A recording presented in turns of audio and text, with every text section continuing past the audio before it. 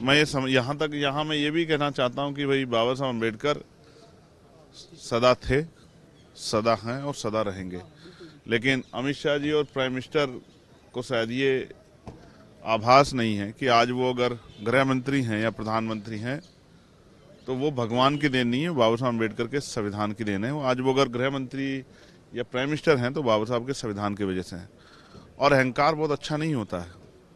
जैसे मैंने आपसे कहा, बाबा साहब ने कहा था कि जो संविधान में समता के अवसर दिए गए हैं, एजुकेशन में, राजनीति में और आर्थिक स्थिति सुधारने में, तो एक समय ऐसा आएगा कि वंचित वर्ग के लोग भी पढ़ लिख कर आर्थिक रूप से मजबूत होकर आगे बढ़ेंगे और 21वीं सदी कमजोर वर्गों के लोगों की होगी।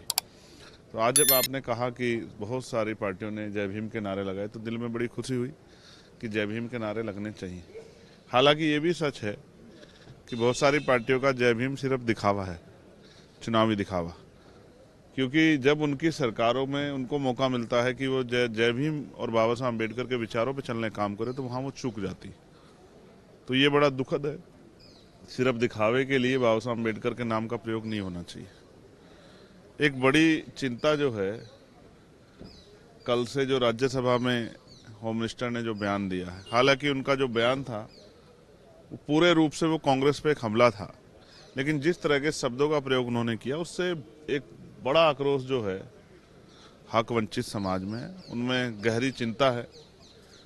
भले ही अमित शाह जी के लिए बाबा साहब अम्बेडकर कोई बहुत मायने ना रखते हो, लेकिन इस देश के करोड़ों वंचितों, शोषितों, महिलाओं के मुक्तिदाता हैं बाबा साहब अम्बेडकर। और जहाँ तक मैं समझता हूँ, उन्होंने जो कार्य किए हैं उनका योगदान भुलाया नहीं जा सकता। किसी को मजबूरी में और किसी को ज़रूरत में बाबा साहब अम्बेडकर का नाम लेना ही पड़ता है।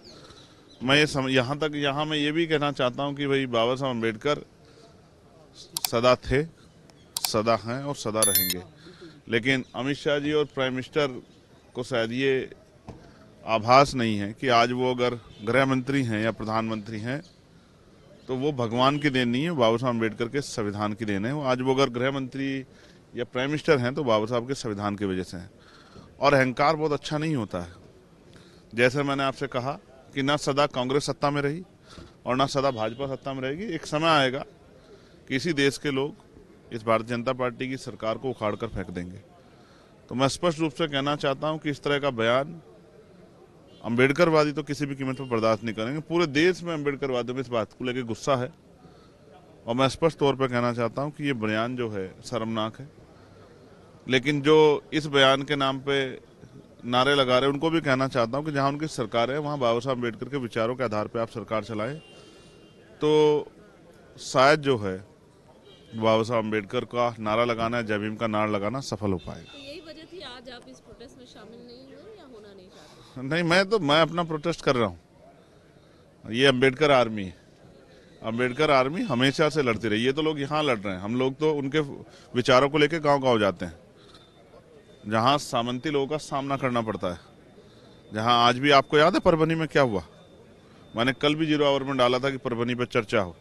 मैंने परसों भी डाला परभनी में। अब आप इसका एहसास करो इस बयान के बाद कि बाबा साहब अम्बेडकर की स्टैचू को छूने पर, उनके संविधान की प्रतिकृति को छेड़खानी करने पर परभनी में इतना बड़ी हिंसा हुई, इतना बड़ा जो है विरोध हुआ और पुलिस की लाठियों से एक नौजवान की जो लॉ की पढ़ाई की थी जिसने, उसकी जान चली गई।